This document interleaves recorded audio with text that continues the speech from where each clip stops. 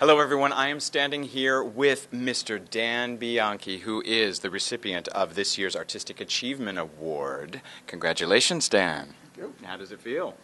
Well, it's been a long time. We're celebrating our 10th year with my group, so it's fitting. New York Innovative Theater Awards celebrating their 10th year as well. I've been here many times. Yeah, you've been a nominee before. You've been a recipient before. Nominated 13 times and won a couple of times. Oh, just a mere 13 times. So, right?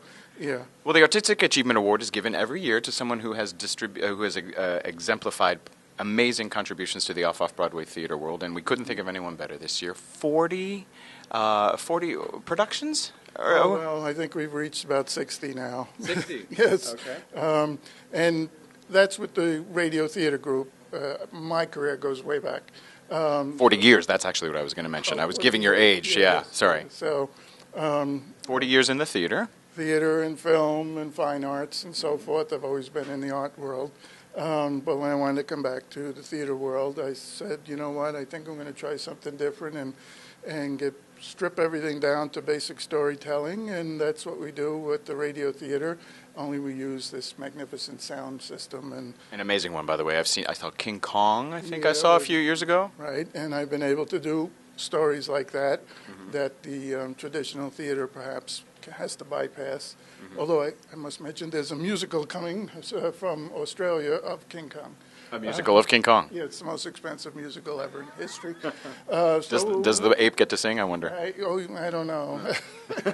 In any case, up till now, the genres that we're working in, pop culture and so forth, the horror and science fiction, which lend themselves to sound especially, I've been able to do all King Kong, Frankenstein, War of the Worlds, and all those great movies I grew up with as well, and stories. Now, you said came back to theater because you, in your art, you've worked in theater, but you've also worked in film, correct? Yeah. Directing and everything? Yep. Hollywood. I mean, I started out in the fine arts world. I was in the rock world with some legends, Eric Clapton, people like that, over the years. And I kept going. I was in Europe and worked with some famous people, and so Samuel Beckett, if anyone knows who he is. But we've heard of him.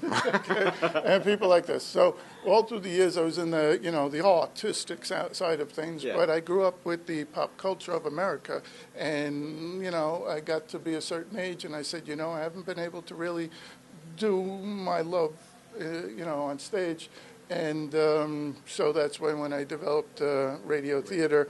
I'm able to do these stories now. And pretty soon we have a new venture coming up that we're going to be streaming live from the new Lovecraft Bar in the East Village. What's that? Is it a new fancy place that we played there last month, and the place was jam-packed with H.P. Lovecraft fans and horror and science fiction fans and all of that, comic book people and so forth, that the non-traditional theater audience, let's say, the people who don't necessarily read the New York Times to see what to go to, but they somehow know through the grapevine what we're doing, and so that's what, That's what you're up to. You've started, is it 4 theater companies in total? Yeah. What prompts a person to come up with to say, I want to start a theater company? Besides insanity. As I was saying, when I started out, it was at a point in time that the economy, for one thing, was not what it is today.